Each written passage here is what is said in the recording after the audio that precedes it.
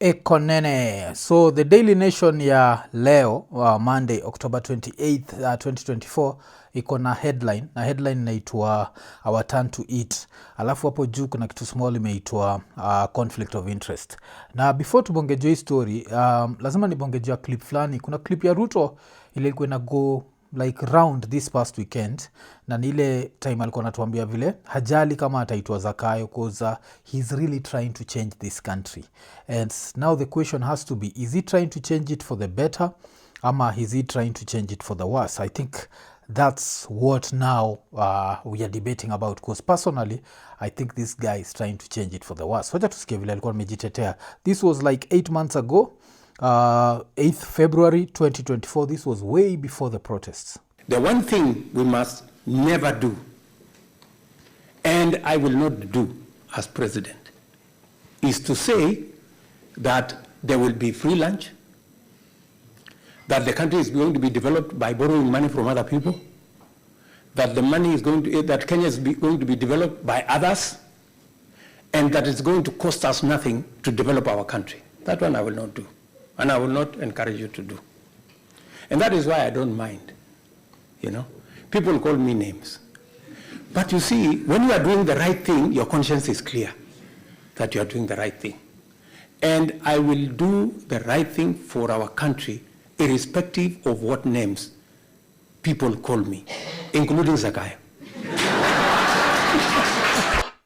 So nacheki. So hapo akajitetea vile hajali kuitwa Zakayo blah blah blah. But now let's go back to hii headline ya Nation, Our Turn to Eat.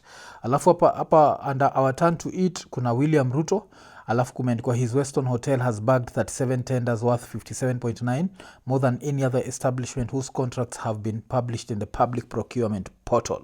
Sawa. Alafu Rigathi Gachagua kulikuwa na his sons Keith and Kevin own a firm that was an agent for one of the companies that caused the Global Fund to cancel a 3.7 billion tender for the supply of mosquito nets.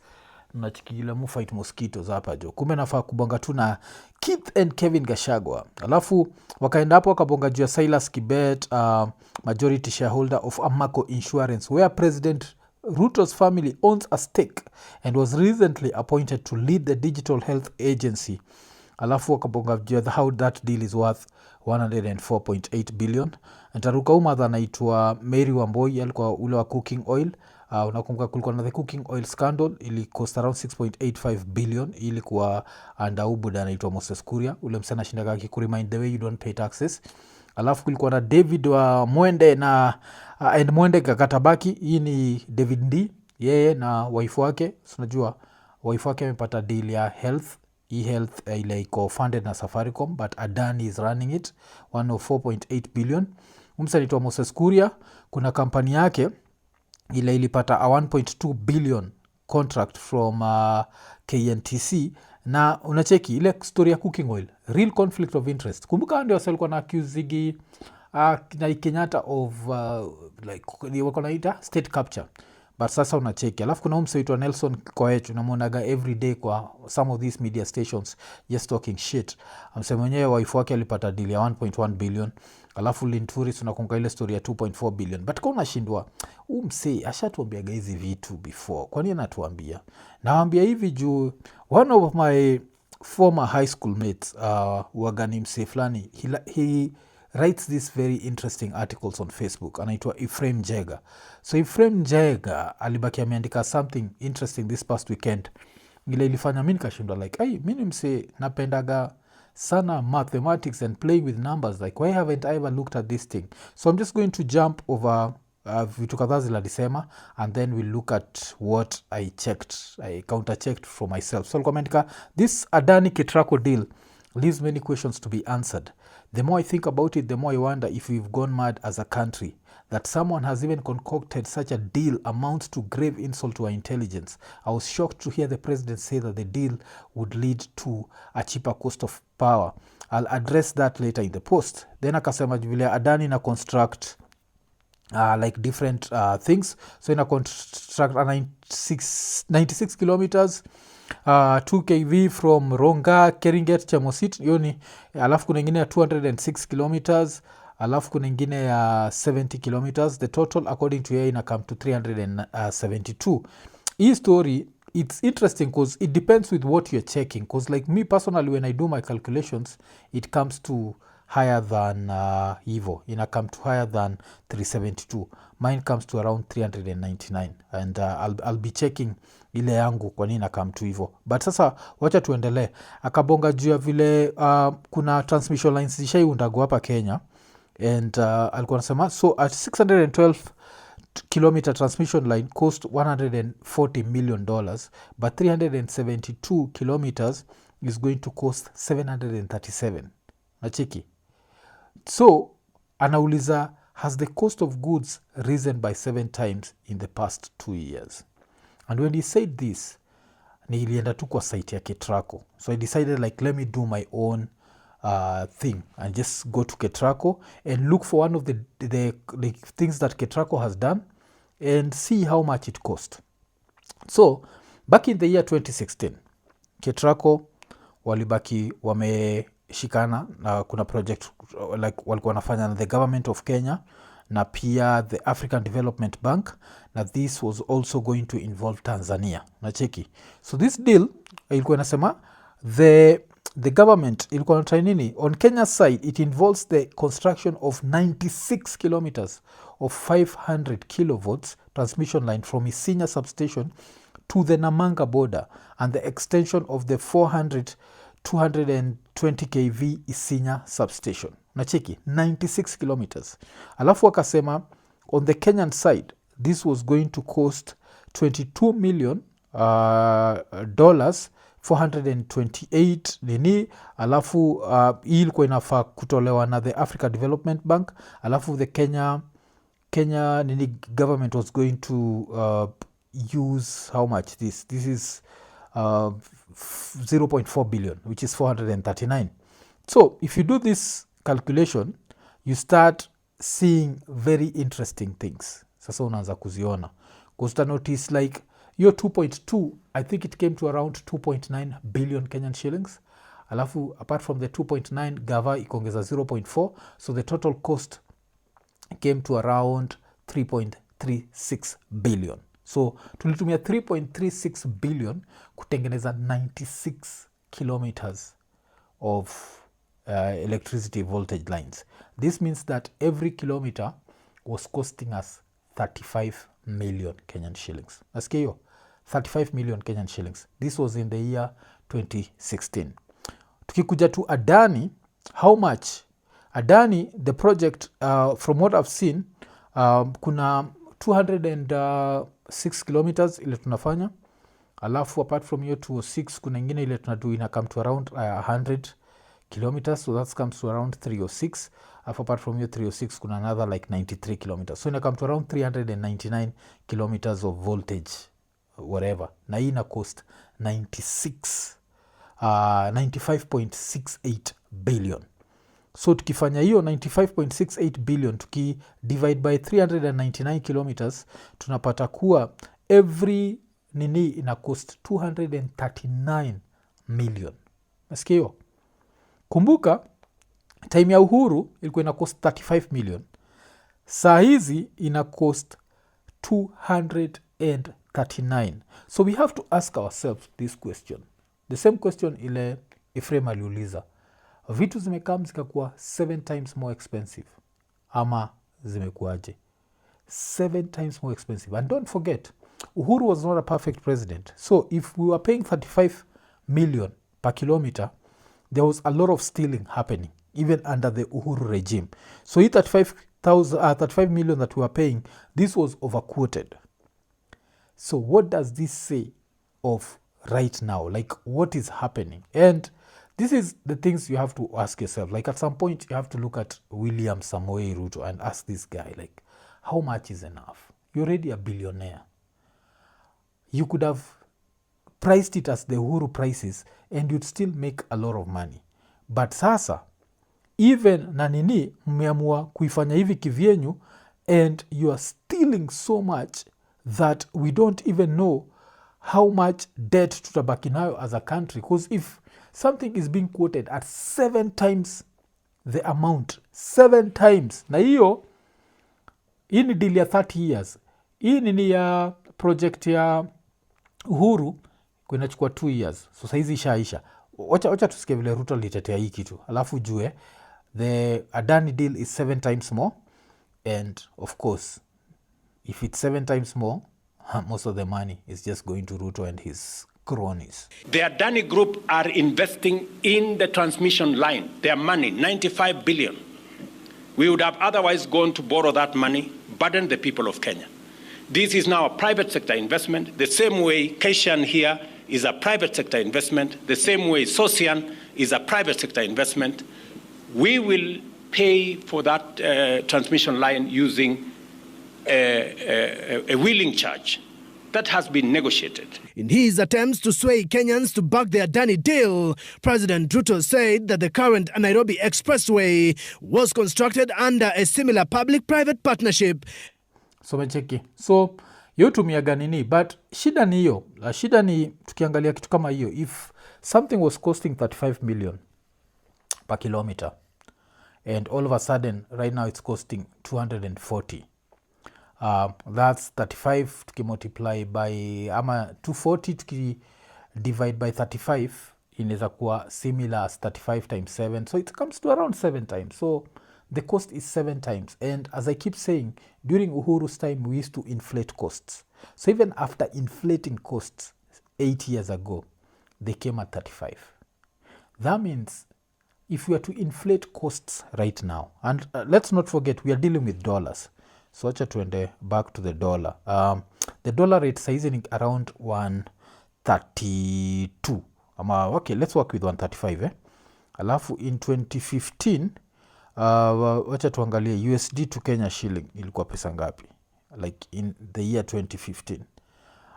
Ilikuwa ina come to around okay, this one has to be wrong because nasema ilikuwa 98 shillings. I don't think that was, I think that's wrong. Okay, it was 106, so it was 106 shillings, and right now it's around 130 whatever. So if you are to look at that increase, it would be around maybe 25% increase. So if you're looking at 25% increase and we take 35 million, if you're looking at 25% increase, we'd come to around maybe an extra 8 million. So it would come to around 43 million per kilometer. But instead of 43 million per kilometer, we are going to be paying 240 million per kilometer. And this is a problem. This is what now makes me tell people that ikikuja to the year 2027, tuache ujinga, tunatafuta Gen Z leader. 2027, the mission should be to remove this guy. Because by that time, he'll have turned the country into... Angalia, hii ni kitu tu vile nakwambia. I was just chilling. Like, alafu nikachiki this post and I was like, this guy can't be serious. There's no way we are being charged 7 times more than was charged. Alafu according to him, it's 7 times. Ya miangalia project ya 2 years ago. Mimi miangalia project ya 8 years ago. Na hata kwa hii project ya 2 years ago, he's saying we are still being charged 7 times more. Look at these things, man. Like, what do we need to tell Kenyans for Kenyans to know this is not a tribal thing? Like, because naonaga kuna wasona ni attack wako like, oh, you're attacking this tribe, unataka kuna msalini ambia niko anti-Luo because nabonga juu akina Opiyo Wandayi. Because yes, akina Opiyo Wandayi are the ones approving this nonsense. Nacheki enough.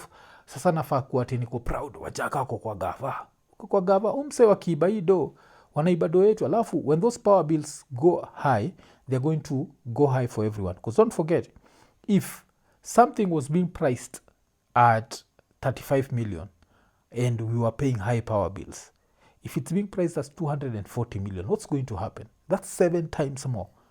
Bei ya stima inaweza fika ikuwe so expensive that Ruto might get one of the things he wants, which is by 2027, hatutakuwa na stima, tutakuwa kwa giza. So now he can manipulate the election results the way he wants.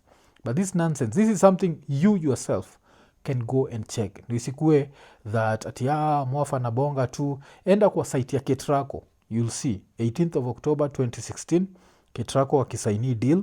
Kulikuwa na majapanese hapo, kulikuwa na azini the North China Power Engineering Company Limited, NCPE, wakasaini story Alafu pia hata uangalie the Tanzanian side project yao ilikuwa ina cost like $258 million.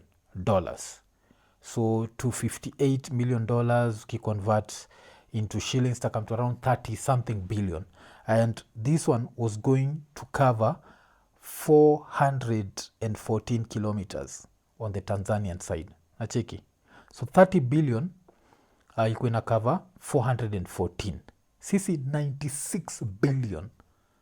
Cheki jo, like why?